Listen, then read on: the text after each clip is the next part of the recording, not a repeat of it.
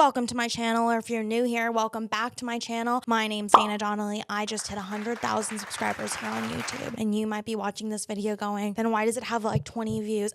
Because a lot of my subscribers are from YouTube Shorts, which apparently is a totally different algorithm than YouTube long form, and I have yet to prove myself on YouTube long form. Yes, that's right. I have not yet proven to an audience that it is good to watch me for more than 30 seconds, okay? And I'm sorry about that. And here's what I'll say. It's hard to be entertaining for more than 30 seconds. But I thought today I would answer some of the questions that I've received from my short form audience.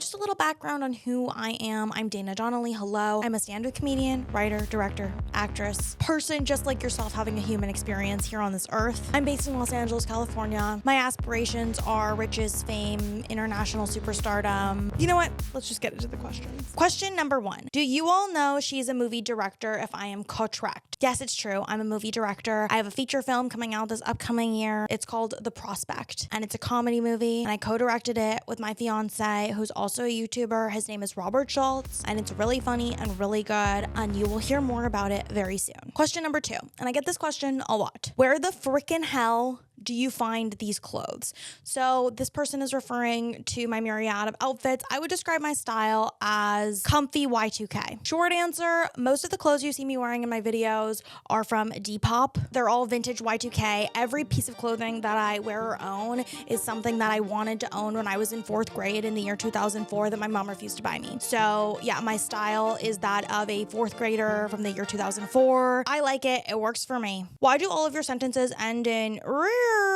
it sounds like you're a frog.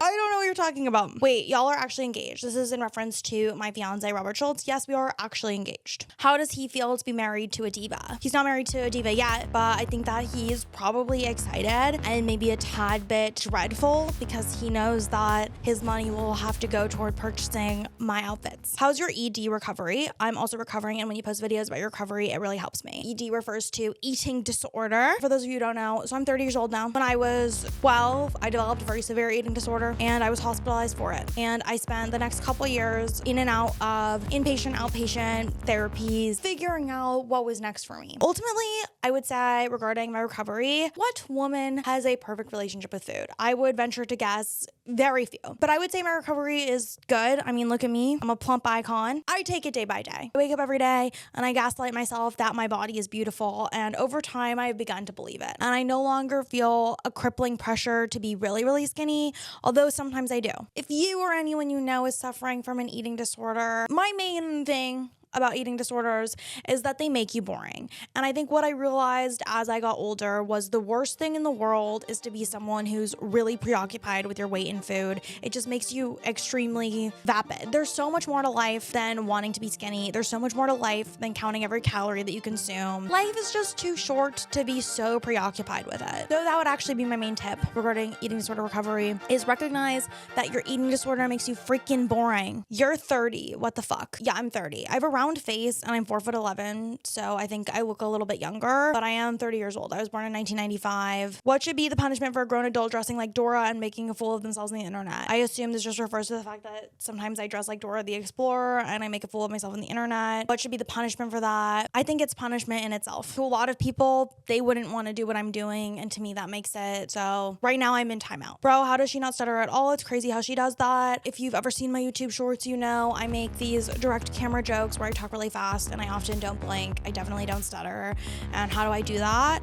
I usually practice my jokes, and I'll also do a couple takes. So re-stuttering, if you don't want to stutter, the best way to do that is to practice what you're gonna say. I don't know if anyone has ever asked you this, but how many pairs of sunglasses do you own? I think your outfits are so cute and the glasses really elevate the fits, but I've always thought about it whenever I see your videos. Let's try on every pair of sunglasses that I own right now, shall we? Here in my lap, I have all the sunglasses that I own. Let's try them on. 1, 2, 3. These are probably my most worn pair because they cost $600, and I figured the only way to make that worth it was to lower the cost per wear. And if you don't know cost per wear, it's this girl math concept that makes it so if you wear a really expensive item of clothing a lot of times, it's actually not expensive. These were basically free. 4, 5, 6, 7, 8, 9, 10, and 11. Yeah, I guess we're walking with about 11 pairs of sunglasses. My next question, why is your head so huge? Is my head that huge? If you think my head is huge, leave a comment below. Maybe like genetics? Maybe because I'm really smart? Let's go with that.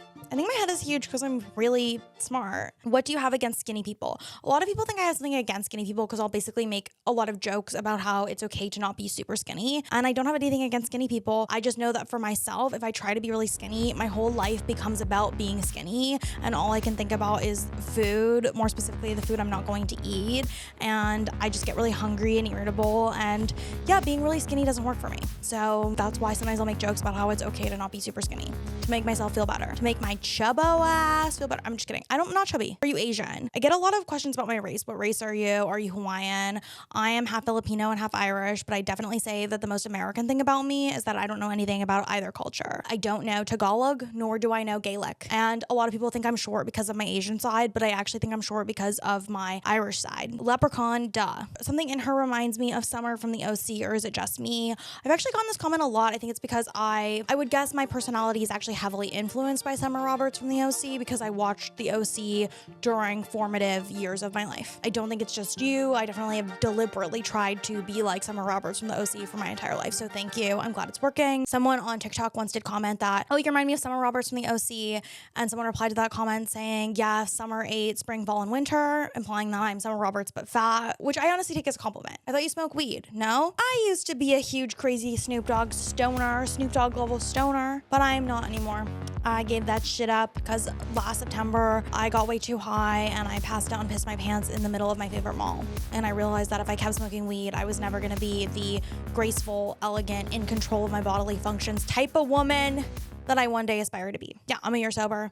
Really proud of myself. It's been really hard, but it's getting easier every day. Is that your comedy voice? Please say yes. I think this person is referring to the way that I speak in my YouTube shorts. It's not really my comedy voice. No, it's just kind of how I speak. It sounds the same as my normal voice here as an example. China Girl Hates You number 46. So no, I don't think it's my comedy voice. I think it's my normal voice. If my voice makes you laugh, good. And yeah, that's every question that I wanted to answer today. If you have any additional questions, feel free to leave them down below in the comments.